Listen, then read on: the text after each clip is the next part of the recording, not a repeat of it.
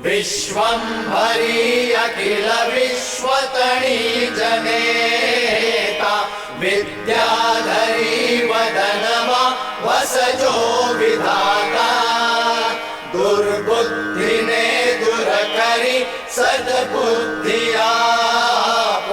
मां पाहि ओं भगवति भवदुःखकापो भूलो पड़ी भवरणे भटको भवानी सूझे नहीं लगिर कोई दिशा जवानी भासे भयंकर बड़ी मन ना उतापो मां पाहि ओं भगवति भवदुःखकापो आरंकने उगरव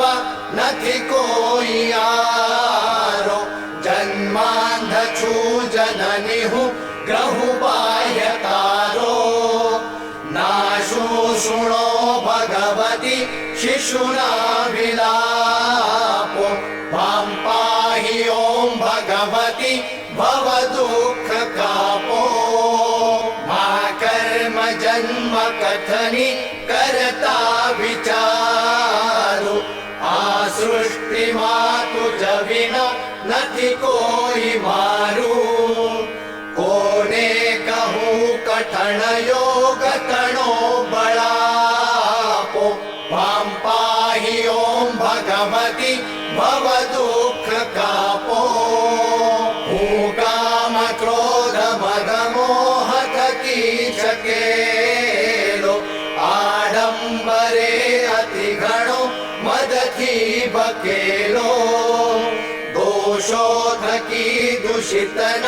करि माफ पापो मां पाहि ओं भगवति भवदुःखकापो ना शास्त्र ना श्रवणनु पयपान पीधु ना मंत्र के स्तुति कथा नथि काई कीधु श्रद्धा थकी नथि करया तव नाम जापो मां पाहि ओं भगवति भवदुःखकापो रे रे भवानी बहु भूल थई छे मारी आ जिंदगी थई मने अतिशयकारी दोषो प्रजाई सगळा तव नाम छापो मां पाहि ओं भगवति भवदुःखकापो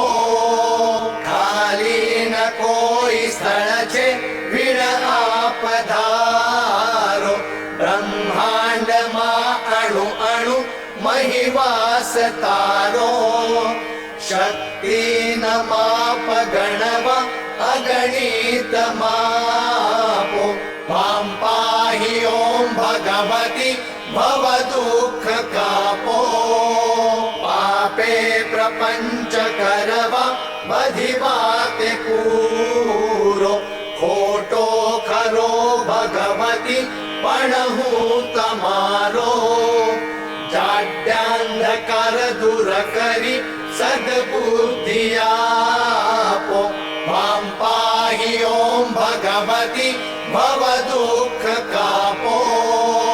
शीखे सुने रसिक छंद ज एक चीते तेना थकी त्रिविधता पटले खचीते वागे विशेष वळी अंबतना प्रतापो मां पाहि ओं भगवति भवदुःखकापो श्री सद्गुरु शरणमा रहीने भजूछु रात्रि दिने भगवति तुझने जपूछु सद्भक्त सेवक तणा परितापकापो मां पाहि ओं भगवति भवदुःखकापो